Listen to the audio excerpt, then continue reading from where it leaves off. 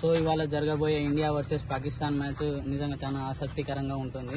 కాబట్టి నిజంగా మనం చూసుకున్నట్లయితే ఇండియా వర్సెస్ పాకిస్తాన్ అంటే ఇది ప్రపంచం మొత్తానికి చాలా ఆసక్తికరమైన మ్యాచ్. కాబట్టి నిజంగా ప్రపంచం మొత్తం కూడా ఎదురు చూస్తుంది ఏది గెలుస్తుంది అనేది.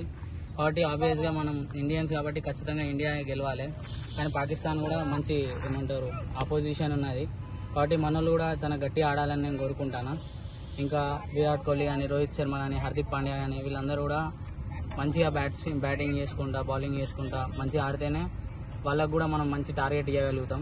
కాబట్టి నేను భారతదేశం గెలవాలని, ఇంకా మన భారతీయులు అనేక దేశాల్లో ఉన్నారు కాబట్టి వాళ్ళకు కూడా ఇది చాలా గర్వమైన కారణం. కాబట్టి ఒకవేళ మన భారతదేశం గెలిచినట్లయితే ఖచ్చితంగా వాళ్ళు కూడా దీన్ని ఒక ప్రౌడ్ మూమెంట్గా ఫీల్ అవుతారు.